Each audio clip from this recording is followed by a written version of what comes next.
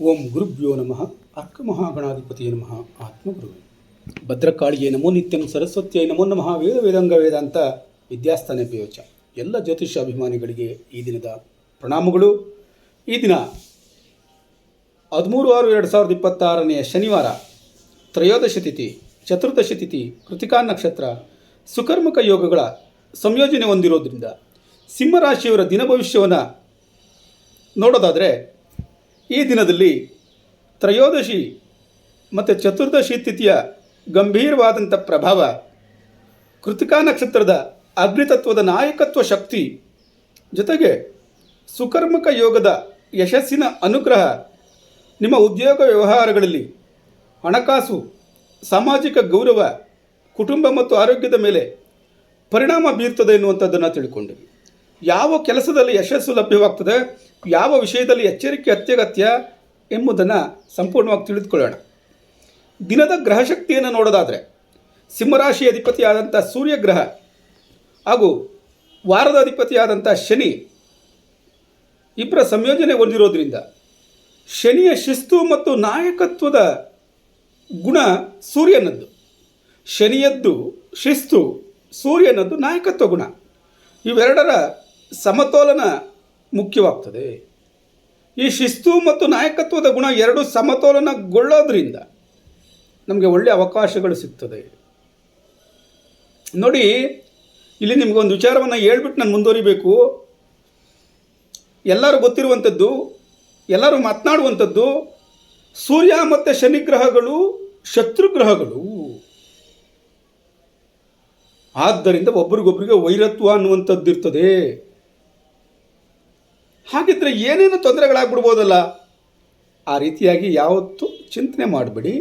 ಈ ದಿನ ನಿಮ್ಮ ದಿನ ಭವಿಷ್ಯವನ್ನು ನೋಡ್ತಾ ಹೋಗಿ, ಕೇಳ್ತಾ ಹೋಗಿ, ನಿಮ್ಮ ಕಾರ್ಯದಲ್ಲಿ ಯಾವ ರೀತಿಯಾದಂಥ ಪರಿವರ್ತನೆಗಳು ಉಂಟಾಗ್ತದೆ ಅನ್ನುವಂಥದ್ದನ್ನು ಜಾಗ್ರತೆಯಿಂದ ನೋಡ್ಕೊಳ್ತಾ ಹೋಗಿ.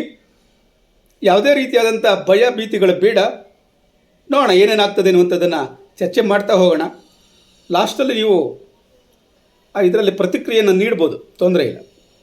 ಸಿಂಹರಾಶಿಯವರೇ, ಈ ದಿನ ಶನಿಯ ಶಿಸ್ತು ಮತ್ತು ಸೂರ್ಯನ ನಾಯಕತ್ವ ಗುಣ ಅನ್ನುವಂಥದ್ದು ಎರಡರ ನಡುವೆ ಇರುವಂಥ ಸಮತೋಲನದಿಂದ ನಿಮ್ಮಲ್ಲಿ ನಾಯಕತ್ವ ತೋರಲು ಅವಕಾಶಗಳು ಹೆಚ್ಚಾಗ್ತದೆ.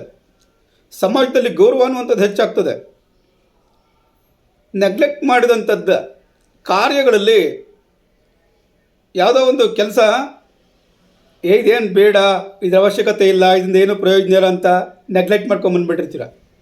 ಆದರೆ ಅಂಥ ಕಾರ್ಯನೂ ಸಹ ಈ ದಿನ ಮುನ್ನಡೆಯಬಹುದು, ಅದರಿಂದ ಪ್ರಯೋಜನ ಆಗಬಹುದು. ಆದರೆ ಕೃತಿಕಾ ನಕ್ಷತ್ರದ ಪ್ರಭಾವ ಇರೋದ್ರಿಂದ ನಿಮ್ಮ ಮಾತಿನಲ್ಲಿ ಸ್ವಲ್ಪ ಕಠಿಣವಾಗಬಹುದು. ಕೋಪದ ಸಮಸ್ಯೆ ಅನ್ನುವಂಥದ್ದು ಬರಬಹುದು, ಈಗೋ ಅನ್ನುವಂಥದ್ದು ಕಾಡಬಹುದು. ಇವುಗಳನ್ನೆಲ್ಲ ನೀವು ಕಂಟ್ರೋಲ್ ಮಾಡಿಕೊಳ್ಬೇಕು. This is very very important. ಮುಖ್ಯವಾದಂಥ ಸೂಚನೆ ಏನು? ನಿಮ್ಮ ನಾಯಕತ್ವಕ್ಕೆ ತಾಳ್ಮೆಯನ್ನು ಸೇರಿಸಿದರೆ ಉತ್ತಮ ಫಲ ಸಿಗ್ತದೆ. ಈ ದಿನ ತ್ರಯೋದಶಿ ಮತ್ತು ಚತುರ್ದಶಿ ತಿಥಿಯ ಪ್ರಭಾವ ಇರೋದರಿಂದ ಹಳೆಯ ಕೆಲಸಗಳು ಪೂರ್ಣಗೊಳ್ಳುವಂಥ ಸಾಧ್ಯತೆ ಇದೆ. ನಾನು ಅವಾಗಲೇ ಹೇಳಿದೆ, ಇದರ ಅವಶ್ಯಕತೆ ಅಂತ ನೆಗ್ಲೆಕ್ಟ್ ಮಾಡ್ಕೊಂಡ್ಬಿಟ್ಟಂಥ ಕೆಲಸ ಪ್ರಾರಂಭ ಆಗ್ತದೆ. ಮತ್ತು ಶಿವನ ಆರಾಧನೆಗೆ ಅತ್ಯುತ್ತಮವಾದಂಥ ದಿನ ಇದು. ಯಾವುದೇ ಅಡೆತಡೆಗಳನ್ನು ನಿವಾರಣೆ ಮಾಡ್ಕೊಳೋದಕ್ಕೆ ಅತ್ಯುತ್ತಮವಾದಂಥ ದಿನ. ಆದ್ದರಿಂದ ಇವತ್ತು ನೀವು ಯಾವ ಯಾವ ಕಾರ್ಯಗಳನ್ನು ನೋಡ್ಬೋದು, ಬಾಕಿ ಉಳಿದ ಕೆಲಸಗಳನ್ನು ಮುಗಿಸ್ಕೊಳ್ಬೋದು, ಹಳೆಯ ಸಮಸ್ಯೆಗೆ ಪರಿಹಾರವನ್ನು ಕಂಡುಹಿಡ್ಕೊಳ್ಬೋದು, ಆಧ್ಯಾತ್ಮಿಕ ಮನೋಭಾವ ಅನ್ನುವಂಥದ್ದು ಹೆಚ್ಚಾಗಬಹುದು. ಇಲ್ಲಿ ಕೃತಿಕಾ ನಕ್ಷತ್ರದ ಪ್ರಭಾವ ಇರೋದರಿಂದ ಧೈರ್ಯ, ನಾಯಕತ್ವ ಮತ್ತು ನಿರ್ಧಾರ ತೆಗೆದುಕೊಳ್ಳುವಂಥ ಸಾಮರ್ಥ್ಯ ಹೆಚ್ಚಾಗಬಹುದು.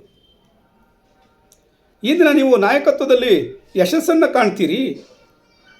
ಪಬ್ಲಿಕ್ ಸ್ಪೀಕಿಂಗ್ ಮಾಡುವಂಥ ಸಂದರ್ಭ ಬಂತು ಅಂತಂದರೆ ಅದಕ್ಕೆ ಉತ್ತಮವಾದಂಥ ದಿನ.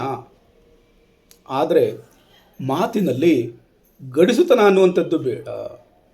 ಕುಟುಂಬದವ್ರ ಜೊತೆ ವಾಗ್ವಾದಗಳನ್ನು ಈ ದಿನ ಮಾಡೋದಕ್ಕೆ ಹೋಗಬೇಡಿ, ಜಾಗ್ರತೆಯಿಂದ ಇರಿ. This is very very important. ಸುಕರ್ಮಕ ಯೋಗ ಇರೋದರಿಂದ ಪರಿಶ್ರಮಕ್ಕೆ ತಕ್ಕ ಫಲ ಅನ್ನುವಂಥದ್ದು ಲಭ್ಯವಾಗ್ತದೆ. ಕೆಲಸದಲ್ಲಿ ಯಶಸ್ಸು ಲಭ್ಯವಾಗ್ತದೆ, ಗೌರವ ಹೆಚ್ಚಳವಾಗ್ತದೆ, ಹೊಸ ಅವಕಾಶಗಳು ಬರಬಹುದು. ಆನ್ಲೈನ್ ಕ್ಷೇತ್ರದಲ್ಲಿ ಸೇವೆ ಮಾಡ್ತಾ ಇರುವಂಥವ್ರಿಗೆ ಇದನ್ನು ಉತ್ತಮವಾದಂಥ ಫಲ. ಹಿರಿಯರ ಅನುಗ್ರಹ ಅನ್ನುವಂಥದ್ದು ನಿಮಗೆ ಸಿಗ್ತದೆ. ಯಾರೋ ಹಿರಿಯರು ಬಂದ್ಬಿಟ್ಟು ನಿಮಗೆ ಏನೋ ನಿಮ್ಮನ್ನು ಅಪ್ರಿಷಿಯೇಟ್ ಮಾಡ್ಬೋದು, ನಿಮಗೇನೋ ಹೊಸ ಜವಾಬ್ದಾರಿಗಳನ್ನು ಕೊಡ್ಬೋದು, ಅಥವಾ ನಿಮಗೆ ಒಂದು ರೀತಿಯ ಸಹಕಾರವನ್ನು ಕೊಡ್ಬೋದು. ನಿಮ್ಮ ಬಗ್ಗೆ ಒಂದು 4 ಮಾತಾಡಿದ್ರೆ ನಿಮಗೆ ಎಷ್ಟೋ ಸಂತೋಷ ಅಲ್ವೇ? ಓಕೆ, ಇಲ್ಲಿ ಸಿಂಹರಾಶಿಯ ಉದ್ಯೋಗಸ್ಥರಿಗೆ ಇಂದು ಗೌರವ ಮತ್ತು ಸಾಧನೆಯನ್ನು ಪಡ್ಕೊಳ್ಳೋಂಥ ದಿನ. ಉದ್ಯೋಗದಲ್ಲಿ ಏನಾಗ್ತದೆ, ಪೆಂಡಿಂಗ್ ಇರುವಂಥ ಕಾರ್ಯಗಳು ಫಿನಿಶ್ ಆಗ್ತದೆ. ಉದ್ಯೋಗದಲ್ಲಿ ನೀವು ಗುರುತಿಸ್ಕೊಳ್ಳೋಂಥ ಅವಕಾಶಗಳು ಬರ್ತದೆ. ಹೊಸ ಹೊಸ ಜವಾಬ್ದಾರಿಗಳು ಸಿಗೋ ಸಾಧ್ಯತೆ ಇದೆ. ಆದ್ದರಿಂದ ಆಫೀಸ್ನಲ್ಲಿ ಯಾರ ಜೊತೆನೂ ಕೋಪವನ್ನು ಮಾಡ್ಕೊಳೋದಕ್ಕೆ ಹೋಗ್ಬೇಡಿ. ಯಾರ ಜೊತೆನೂ ಕ್ಲ್ಯಾಶ್ ಆಗದಲ್ಲೇ ಇರೋ ರೀತಿ ಜಾಗ್ರತೆಯಿಂದ ವಹಿಸಿ. ಶಿಕ್ಷಕರಾಗಿದ್ರಿ, ಜ್ಯೋತಿಷಿಗಳಾಗಿರಲಿ, ಸ್ಪೀಕರ್ಗಳಾಗಿರಲಿ, ನಿಮ್ಮನ್ನು ಫಾಲೋ ಮಾಡುವಂಥ ಜನ ಜಾಸ್ತಿ ಆಗ್ತಾರೆ. ಮೀಡಿಯಾ ಕ್ಷೇತ್ರದಲ್ಲಿರಲಿ, ನಾಯಕತ್ವದ ಕ್ಷೇತ್ರದಲ್ಲಿರಲಿ, ಒಂದು ಗುಂಪಿನ ನಾಯಕತ್ವದಲ್ಲಿರಲಿ, ನಿಮ್ಮನ್ನು ಫಾಲೋ ಮಾಡುವಂಥ ವ್ಯಕ್ತಿಗಳು ಜಾಸ್ತಿ ಆಗ್ತಾರೆ. ನಿಮಗೆ ಪಬ್ಲಿಸಿಟಿ ಅನ್ನೋಂಥ ಹೆಚ್ಚು ಸಿಗ್ತದೆ. ಒಳ್ಳೊಳ್ಳೆ ಹೆಸರು ಬರೋ ಸಾಧ್ಯತೆಗಳಿರ್ತದೆ. ಖಾಸಗಿ ಉದ್ಯೋಗದಲ್ಲಿದ್ದರೆ ನಿಮ್ಮನ್ನು ಅಪ್ರಿಷಿಯೇಷನ್ ಮಾಡೋಂಥ ಸಾಧ್ಯತೆ ಇರ್ತದೆ. ಯಾಕೆ? ನೀವು ಕೆಲಸದ ಬಗ್ಗೆ ನಿಮಗಿರುವಂಥ ಆ ಜವಾಬ್ದಾರಿ, ಆ ಕಮಿಟ್ಮೆಂಟ್ ಅನ್ನುವಂಥದ್ದು ನಿಮ್ಮನ್ನು ಅಪ್ರಿಷಿಯೇಷನ್ ಮಾಡೋ ಮಟ್ಟಕ್ಕೆ ತೆಗೆದುಕೊಂಡು ಹೋಗ್ತದೆ. ಆವಾಗಲೇ ಹೇಳಿದೆ, ಹಿರಿಯರ ಸಹಕಾರಗಳಿರ್ತದೆ ಅಂತ. ಖಾಸಗಿ ಕ್ಷೇತ್ರದಲ್ಲಿರುವಂಥವ್ರಿಗೆ ಹಿರಿಯರ ಸಹಕಾರ ಖಂಡಿತ ಸಿಗ್ತದೆ. ವ್ಯವಹಾರದಲ್ಲಿ ಹೆಸರು ಮತ್ತು ನಾಯಕತ್ವದಿಂದ ಲಾಭ ಉಂಟಾಗ್ತದೆ. ನೀವು ಹಣಕಾಸಿನ ವಿಚಾರದಲ್ಲಿ ಹಳೆಯ ಹಣದ ಸೂಚನೆ ಎನ್ನುವಂಥದ್ದು ಬರ್ತದೆ. ಧನಲಾಭ ಆಗೋ ಸಾಧ್ಯತೆಗಳಿರ್ತದೆ. ಈ ದಿನ ಹಣವನ್ನು ಇನ್ವೆಸ್ಟ್ಮೆಂಟ್ ಮಾಡ್ತೀವಿ ಅಂತ ಅನ್ನೋದಾದರೆ ರಿಸ್ಕ್ ಇರೋ ಕಡೆ ಇನ್ವೆಸ್ಟ್ಮೆಂಟ್ ಮಾಡೋಕ್ಕೆ ಹೋಗಲೇಬೇಡಿ. ಮಾಡಲೇಬೇಕು ಅಂತಂದರೆ ಜಾಗ್ರತೆಯಿಂದ ಅನುಭವಸ್ಥರ ಮಾತನ್ನು ಕೇಳಿ ನೀವು ಇನ್ವೆಸ್ಟ್ಮೆಂಟ್ ಮಾಡಬೇಕು.